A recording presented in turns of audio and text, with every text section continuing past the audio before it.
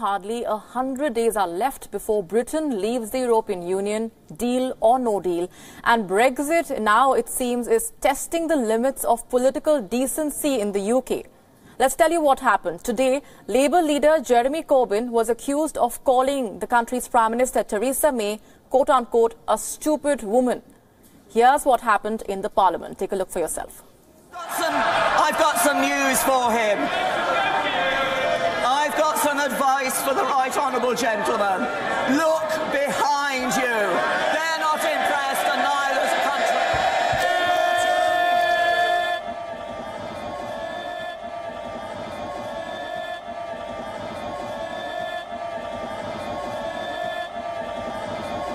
This year, when we've been celebrating 100 years of women getting the vote, do you think it's appropriate language, can I ask my right honourable friend, to call people a stupid women in this chamber? Let's get in further details now from our London Bureau Chief, Mandy Clark. Mandy, hectic negotiations, mounting uncertainty. It seems that frustration has now gotten onto the nerves of the political leaders. A sample of what we witnessed in the Parliament today. It's not too often that you see the country's politicians talking in that tone and tenor. Absolutely. And Labour has come out and denied that he said stupid woman. Instead he said stupid people.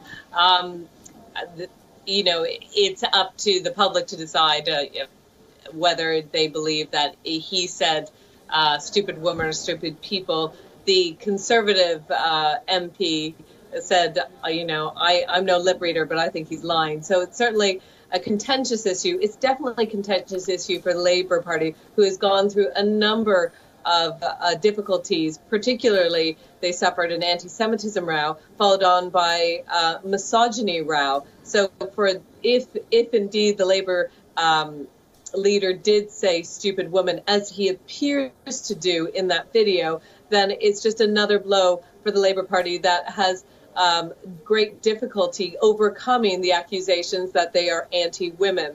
But it does show the level of tension and frustration over Brexit.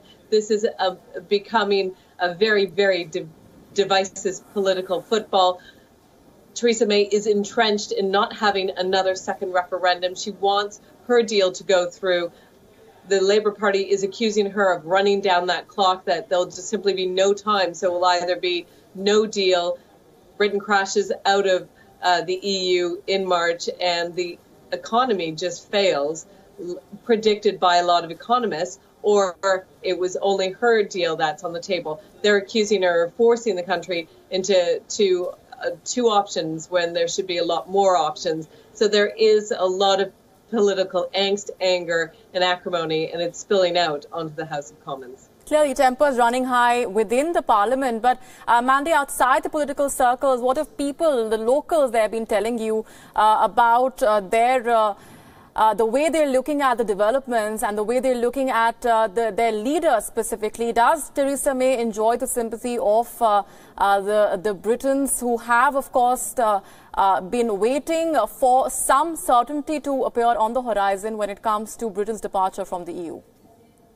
I think that overwhelmingly, and I was on the streets today talking to the British public to get their opinions on Brexit, and the two words that sum it up is fed up. They don't want to talk about it. They are just so sick of this issue that should have been resolved. But one person said, like, the day after the Brexit vote, why weren't we negotiating a deal then? How has it become just 3 months to go before we're due to crash out? So there's a lot of frustration.